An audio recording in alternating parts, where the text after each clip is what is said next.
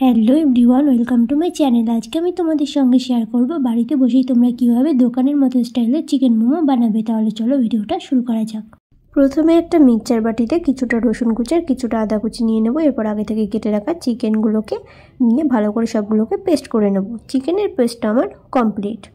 একদিকে আমি কেটে নিয়েছি ধনেপাতা কুচি আর পেঁয়াজ কুচি। এরপর চিকেনের পেস্টের ভিতরে দিয়ে দেবো ধনেপাতা কুচি, পেঁয়াজ কুচি। এরপর দেব 1 চামচ মরিচ গুঁড়ো, 1 চামচ রিফাইন অয়েল, 1 চামচ কাঁচামরিচ এবং 1 চামচ সয়া সস। এরপর সবগুলোকে ভালো করে মেখে নেব। এরপর দিয়ে দেব 1 চামচ লবণ। এরপর ভালো করে মেখে 1 ঘন্টা ঢেকে রেখে দেব।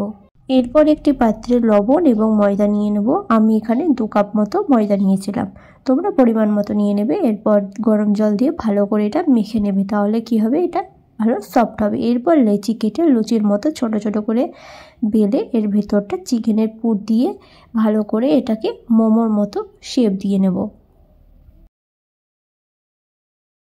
তোমরা কিন্তু এখানে তোমাদের ইচ্ছা মতো যে কোনো শেপ দিতে পারো। তো আমি কিন্তু এখানে অনেকগুলোই মোমো বানিয়ে নিয়েছি।